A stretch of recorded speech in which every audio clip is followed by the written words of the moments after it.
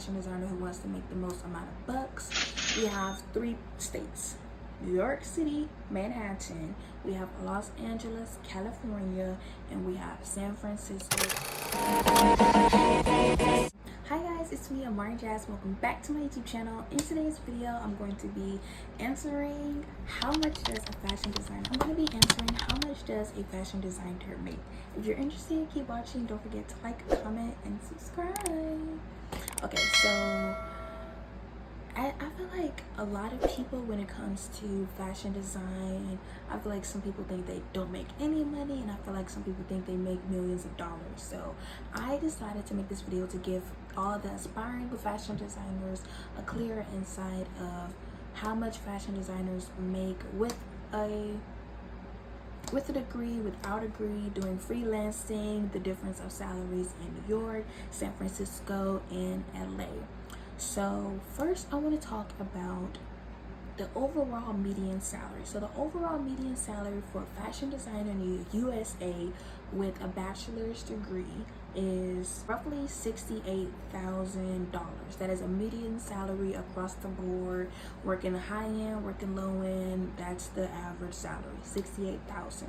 So not too bad and not super rich for an average Joe want to become a fashion designer. But if you are a fashion designer who wants to make the most amount of bucks, we have 3 states: New York City, Manhattan, we have Los Angeles, California, and we have San Francisco, California. Those are where fashion designers are paid the highest amount across the board. So I'm going to start with New York City because obviously that's the fashion capital of the United States of America, and there the average salary is $28,000, and that is for someone who may not be working in the luxury end of fashion. So that's someone who may be working at Macy's as a designer.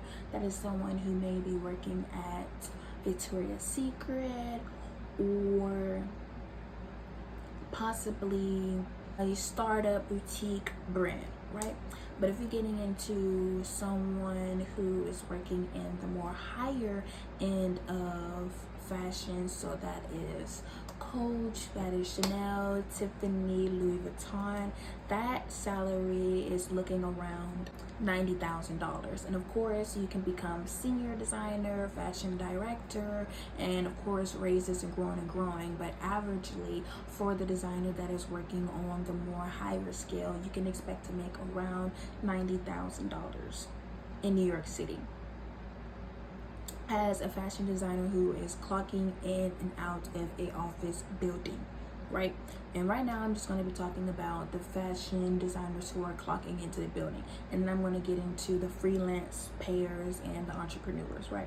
So for the fashion designer that is in San Francisco, their average median for someone who is working at a medium scale fashion designer corporate office, that is going to be about $80,000 roughly. That is a median. It's $79,000 to $80,000 is the median for a fashion designer living in San Francisco. And I feel like the reason why San Francisco salary is a little bit more higher versus than New York is because San Francisco is a lot more expensive to live in, so the natural inflation of that position, the $80,000, is going to go up. But that, I personally believe that $80,000 in San Francisco, spending wise, is probably the same equivalent of that 70. Well, obviously the 78 and 80,000, but it's going to feel the same in each city. I don't think it's going to be a difference in terms of quality of life in San Francisco. And one thing that I want to talk about that I noticed with San Francisco in terms of, and California in general, but I feel like mostly San Francisco, is they have a lot of opportunities that aren't gatekept. A lot of fashion jobs available for people to actually apply to and submit their resumes to and actually hear back to without having prior connections and other strings to help you get a job. I feel like San Francisco has a lot more opportunity for people who may not have other strings. And I feel like New York, obviously everyone knows about New York and has connection to fashion, and they always have really good jobs and stuff like that. But in my experience of applying to fashion jobs and which ones that I actually heard back to in a quickly, fastly manner, it was a lot. It would have to be San Francisco.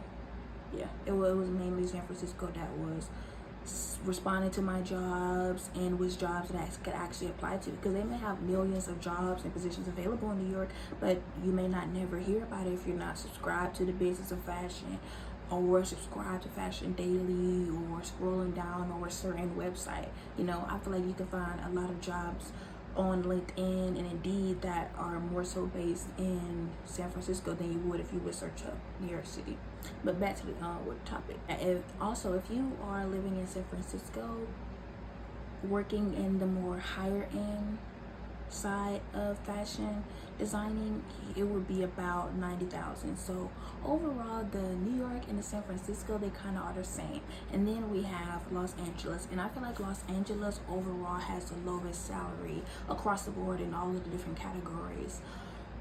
And I feel like that's because Los Angeles, whereas New York and San Francisco, I feel like they compensate for the higher cost of living with the higher cost of pay. But I feel like Los Angeles, they do not really compensate for the higher cost of living. I feel like the pay actually is way lower than you would expect. You would think it would be higher because it's Los Angeles, but in reality it's not. It's actually lower. So I don't think they really compensate for the cost of living across the board in terms of jobs, to be honest. But the median salary for average designer in Los Angeles would be $60,000. So that's like $10,000 difference from New York, and then a $20,000 difference from San Francisco. Even though New York, San Francisco, and LA are always the same large big city, but I feel like it would be hard, to be honest, to survive in Los Angeles working as an average designer without working as an average designer with a $6,000 salary in Los Angeles. I think that would be more hard to survive on. And if you are working at a more luxury and boutique in Los Angeles, up to 100,000. But so far that I'm noticing, for people who are fashion designers in the corporate side, if you're not working in the luxury side of fashion, then it may be a little less comfortable for you to survive in these higher end these big cities, considering the cost of living. And across all of them, 100,000 is the comfortable salary. But it's like, if you're not working at the luxury stores, then it's going to be hard for you to survive with the 50,000-60,000 salary. That's what I noticed when I was doing research for this video. But so the next sector that I want to talk about is freelancing. I feel like freelancing is really popular within the fashion industry. I feel like a lot of designers that graduate college, they jump into freelancing instead of going the corporate route, because of how competitive it is, and because of so restrictive, and how gatekeeping and closed off the fashion industry can be a little bit to new designers who don't have a cookie cutter resume, or who don't have connections, or both, right? So freelancing, I've noticed, is really popular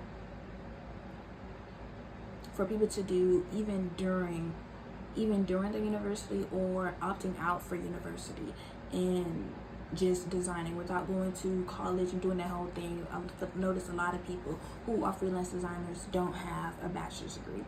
And the freelance designer average salary across the United States board is around $56,000. So that is basically about, $10,000 less than the lowest salary for a fashion designer. So I feel like as a freelancer, obviously you're going to be making less because you don't have an actual bachelor's degree, and it's on a work-to-work basis. You're working if they have a project. If they don't, they call you if they need you. If you don't, And I feel like that's a really interesting lifestyle to live as a designer. But me personally, I wouldn't do that. I just wouldn't do that. Yeah, I wouldn't do the whole freelancing. I understand why people do it, because they have more free strength and they're able to have a little bit more freedom and feel more so like an artist versus an employee. And I feel like maybe as fashion designers working in the corporate side, clocking in and out, they probably feel less creative because there is more restrictions and more guidelines and deadlines that they have to follow. And of course there's deadlines for freelancers, but it's probably like even the name freelancer, it sounds more freeing and less restrictive versus than a traditional fashion designer, but they make the most money. But yeah, so across the board, freelancers make about $56,000. And in New York City, the average freelancer makes, New York, LA, and San Francisco, they all range around the same 50,000, maybe 2,000 or 4,000 more. So in San Francisco, freelancers make the most, and that is about 57,000. And in LA, of course, that is basically $52,000. And then in New York, it's around that same price point. Not price point, around the same salary. The last side of the fashion designer would have to be the entrepreneur. So this is the person who is designing their own clothing line. They have their own ready-to-wear or couture brand that they are designing themselves. They do not clock in and out. They do not do side projects for brands. They are their boss and employee, right? Or they're just their own owner and may have other designers. And that average salary across the board is $66,000 to $68,000. And it's so interesting for me because, like, even if you try to do the whole, well, that was a median salary, who knows? No, obviously you can make up to millions of dollars with the entrepreneur side, but just the average median in America is $68,000. And I feel like the entrepreneur role as a fashion designer, I feel like is a lot of people's dream when they are leaving university or prior to even going to college, right? But they do the whole freelancer, they do the working for a brand. You know, a lot of designers have worked as a brand creative director before they started their own brand. That's Michael Kors, Tom Ford with Gucci, even Alexander Wayne has worked for a company prior to starting their own brand. And I think that's really important. And I feel like with the whole starting your own clothing line, it's a really popular career choice. But I think the reason why a lot of people don't last with the whole clothing line is they lack the fundamental understandings of how a business operates. I feel like that is the sword that usually kills their business. I feel like a lot of designers are just designers, they're just artists, but they don't have a true understanding that this is a business at the end of the day. And I feel like when you do the groundwork, when you work student, when you're in school, that's you basically mastering your craft as a designer, and then you work for a company that's you truly understanding how a business works, beyond just producing what you like and what you think is cute and having the right marketing, but being able to talk sales, talk manufacturing, being able to tweak certain things that aren't making you money at the end of the day, right? And I feel like if you were working at the corporate, it would create some type of balance for you. For when you start your own business, you have the full package, you know. But yeah, overall, my thoughts, I feel like all of these different sectors of the fashion designer, one, being a corporate baddie, being a freelancer, and being an entrepreneur, have their ups and have their downs. But me personally, I would recommend for everyone who love fashion and you're an artist, but you don't really want to be held accountable to deadlines or be in that type of corporate restrictive, not even restrictive to be honest, just corporate accountability to be honest, side of fashion, and just want to be able to do your own thing, I recommend freelancer. And you're comfortable with not being able to live on that salary without getting another job, I would recommend freelancer. And if fashion is just like a side thing for you. If you are looking to learn about the business of fashion, if you are looking to still build still build not legitimate, still build a career, I would suggest being a corporate baddie, going into an office, working for a brand that aligns with your design identity and where you feel like you can grow from. And that's what I would recommend. Fashion baddie, fashion corporate baddie. And I feel like once you've mastered fashion corporate, you understand the business side, you understand how it works inside of the actual operation, and you want to start your own brand, you want to start your own business, then go to entrepreneur. I just wouldn't recommend someone to go straight to entrepreneur with no mastery of their craft or no clear understanding of entrepreneur. So yeah, thank you guys so much for watching. Don't forget to like, comment, subscribe, and I'll see you in my next video.